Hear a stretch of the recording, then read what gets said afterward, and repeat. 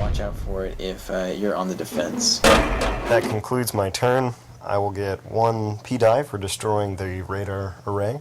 I will put the power dice back in the well.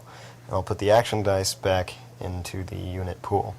And Steven, it is now your turn. Alright, so I just took 2 damage, and we want to show you 2 more things before we go here. One is how to step with a monster, and the other is how to win the game. So in order to make a step, I have to be on a monster activation. And let's say, it's my turn, I'll take a monster activation. You can step immediately after the movement phase or before the movement phase, also known as the advancement phase. And this a lot of times is useful for lining up, like for a rampage, or for getting a few extra spaces that you need in order to reach the target monster. So all that it is, I take a monster activation, and then I would say I'm going to step. I haven't moved yet. I'll pay 1 action die, and I step. I can step in any direction. So I can step here after paying that 1 action die, and now I can still take my movement phase. So I can pay 1 and actually move my full 6 after that. So you get the idea. Now, I can step for as many action die as I have. So if I wanted to step 6 times and then take my movement phase, I could do that. You can step diagonally in any direction, but every single step you take, you have to end in a legal spot. So I couldn't step 5 times and go 1 or go, what's a good example? For instance, if there was a unit here, which I could normally move through, I couldn't take 5 steps and go step, step, step, step, step. It doesn't work like that. I have to do 1 step, it resolves there, and then that's an illegal move, so I can't take that step. So that's something to keep in mind also. It is a 1 at a time kind of thing, so you always have to end in a legal space. Alright, so how do you win this game? Well, we've had a little bit of a battle here, and I appreciate you, Dylan, for helping me out with this. But now let's say I'm in my hyper form.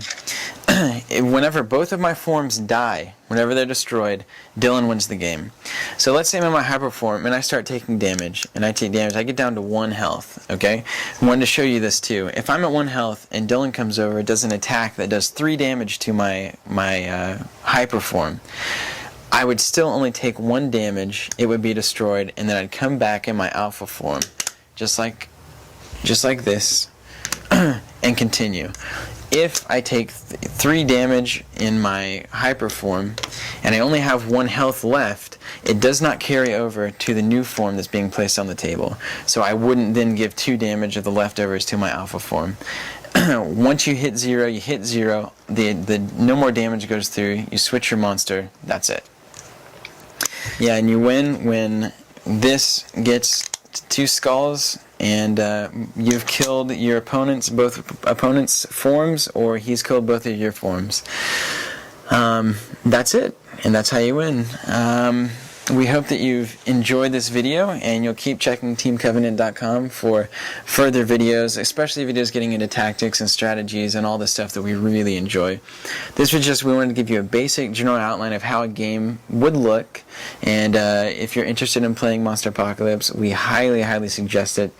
It's not only definitely the best miniatures game I've ever played, which has been a lot of miniatures games, but also maybe the best game ever. It's extremely addicting, very fun, a lot of strategy involved. You have to think a lot. One of those games that once you get the rules, it's pretty easy to know how things work and how everything's going about.